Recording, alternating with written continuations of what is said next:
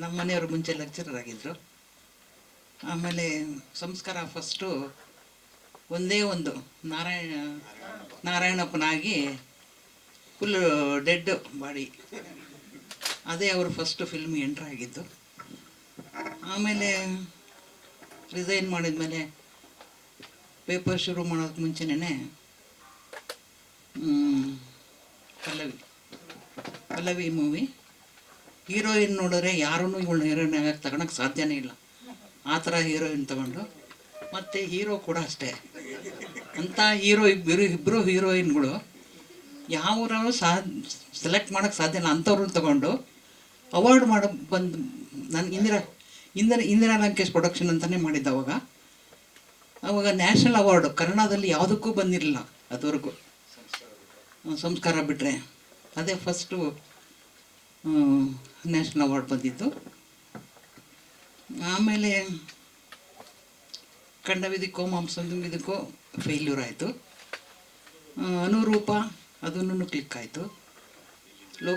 ಲೋಕೇಶ್ ಅವರು ಎಲ್ಲಿಂದ ಬಂದವರು ಮಾಡಿದ್ರು. ಆಮೇಲೆ ಸ್ವಲ್ಪ ಎಲ್ಲ ಲಾಸ್ ಆಯಿತು, ಫಿಲ್ಮ್ ಲ್ಯಾಂಡ್ ಬಿಟ್ಟರು. ಆಮೇಲೆ ಲಂಕೇಶ್ ಪತ್ರಿಕೆ ಶುರು ಮಾಡಿದರು. ಮಧ್ಯ ಸ್ವಲ್ಪ ಎಲ್ಲ ಕಷ್ಟಗಳಾದವು. ಇವರೆಲ್ಲ ಭಕ್ತರು ಇದ್ರ ಜೊತೆಗೆ ಅವಾಗ ಇಲ್ಲ, ಎಲ್ಲರೂ ಪಾಪ ಒಳ್ಳೆಯವರೇ. ಅವಾಗಿನ್ನೂ ಇವರೆಲ್ಲರೂ ಸೆಟ್ಲ್ ಆಗೋ ಸ್ಥಿತಿಯಲ್ಲಿದ್ದರು. ಎಲ್ಲ ಸೆಟ್ಲಾದರು. ಆಮೇಲೆ ಪೇಪರ್ ಶುರು ಮಾಡಿದ್ಮೇಲೆ ಪೇಪರ್ ತುಂಬ ಹಿಟ್ಟಾಯಿತು. ಲಂಕೇಶ್ ಪತ್ರಿಕೆ ಎಷ್ಟು ಎಲ್ಲ ಆಲ್ ಓವರ್ ಕರ್ನಾಟಕ ಹೋಗ್ತಾಯಿತ್ತು. ನಮ್ಮಲ್ಲಿ ಟಿ ಕೆ ಡಪ್ಪಿಣಿ ನೀಲು ಕಾಲಮ್ ಅಂತ ಬರೀತಾಯಿದ್ರು, ನಿಮ್ಮಿ ಕಾಲಮ್ ಬರೀತಾಯಿದ್ರು. ಎಲ್ಲರೂ ಅಂದ್ಕೊಂಡಿದ್ರು ಯಾರೋ ಹುಡುಗಿ ಅಂತ. ಹುಡುಗಿ ಹೆಸರಲ್ಲಿ ನಮ್ಮನೆಯವರೇ ಬರಿತಾ ಇದ್ದಿದ್ದು. ತುಂಬಾ ಹಿಟ್ಟಾಯಿತು ಅಂದರೆ ಯಾವುದನ್ನು ವಿತೌಟ್ ಅಡ್ವರ್ಟೈಸ್ಮೆಂಟ್ ಇದುವರೆಗೂ ಯಾವ ಪೇಪರು ಆಗಿಲ್ಲ. ಆ ಥರ ಪೇಪರ್ ಮಾಡಿ ಹೆಸರು ಸಂಪಾದಿಸಿದ್ರು, ಹಣನೂ ಸಂಪಾದಿಸಿದ್ರು. ಮತ್ತು ಸುಮಾರು ಜನನ ಬೆಳೆಸಿದ್ರು. ಪೇಪರಲ್ಲಿ ಬರೆಯೋಕ್ಕೆ ಆಸ್ಪದ ಕೊಟ್ಟು ಅವ್ರನ್ನೆಲ್ಲ ಟ್ರೈನ್ ಮಾಡಿ ಸುಮಾರು ಜನನ ಬೆಳೆಸಿದ್ರು. ಇನ್ನೇನು ಹೇಳಿ,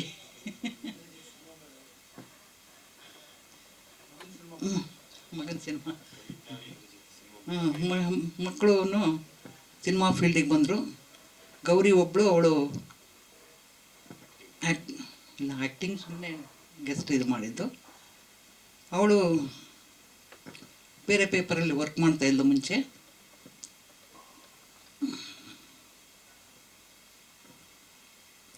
ಆಮೇಲೆ ಅವ್ರ ತಂದೆ ಹೋದ್ಮೇಲೆ ಪೇಪರ್ ಇನ್ಚಾರ್ಜು ಇಂದ್ರಜಿತ್ತೂ ಗೌರಿನೂ ವಹಿಸ್ಕೊಂಡ್ರು. ವಿತೌಟ್ ಅಡ್ವರ್ಟೈಸ್ಮೆಂಟ್ ಮಾಡೋದು ತುಂಬ ಕಷ್ಟ. ಏನು ಹೇಳಿ,